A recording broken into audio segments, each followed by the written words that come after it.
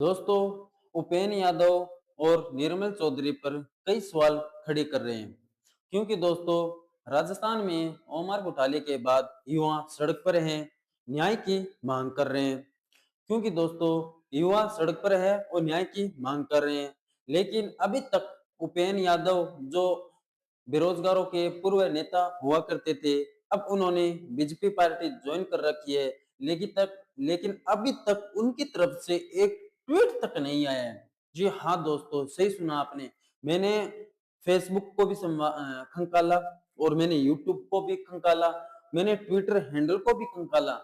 मैं आपको सबूत के तौर पर दिखाऊंगा कि अभी तक उनकी तरफ से एक ट्वीट तक नहीं आया है, जो उपेंद्र यादव बेरोजगारों के नेता हुआ करते थे। अब आप देख सकते हैं, ये है ट्विटर हैंडल उनका, देखिए। वो इतिहास में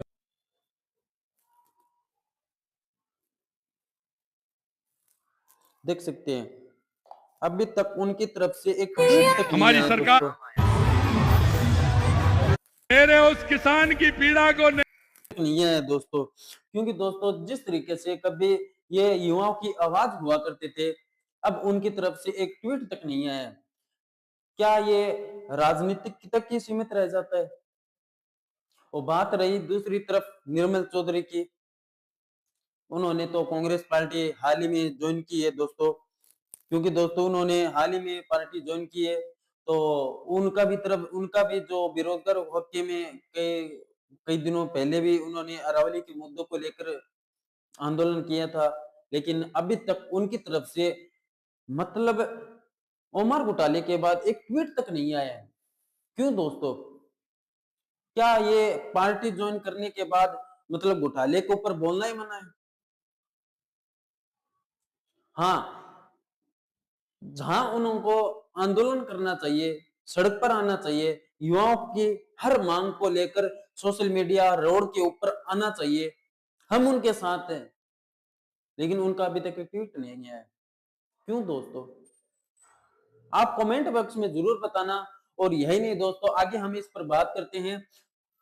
निर्मल चौधरी का और देखिए दोस्तों, यही नहीं उपेंद्र यादव, निर्मल चौधरी का और देखिए, अभी तक उनकी तरफ से भी एक ट्वीट तक नहीं आया है। आप देखिए दोस्तों, ये ट्विटर हैंडल है उनका, अभी तक उनकी तरफ से भी एक ट्वीट तक नहीं आया है।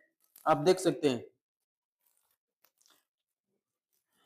मोदी सरकार पर एक रिपोस्ट कर रखी है, राष्ट्रीय पर्यटन दिवस की कर रखी है, ये कर रखी है, लेकिन अभी तक उनकी तरफ से एक ऑफिशियल ओमर घोटाले के बाद एक ट्वीट तक नहीं आया उनकी तरफ से।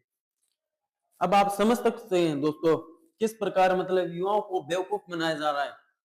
मेरा उपेंद्र यादव और निर्मल चौधरी के ऊपर एक थोड़े सवाल है, जिस तरीके से मैं उनको पूछना चाहता हूं, क्या पार्टी बदलते ही बेरोजगारों का मुद्दा बदल गया है? क्या युवाओं की लड़ाई अब सिर्फ राजनीति तक सीमित रह गई है? जब हजारों युवाओं का भविष्य दांव पर है, तब ये युवा नेता चुप क्यों है? तो मेरे ये कुछ सवाल है। और मेरे को एक भाई ने कमेंट बॉक्स में ये कहा कि आप उपेंद्र यादव और निर्मल चौधरी पर एक ट्वीट एक ट्वीट का रिकॉर्ड करके एक वीडियो बनाना। और उनका एक भाई का कहना है, एक शायरी के तौर पर, जो नेता खुद को हमारा प्रतिनिधि बताते हैं, उन्हें इस समय सबसे आगे खड़ा होना चाहिए, न कि चुप रहना चाहिए।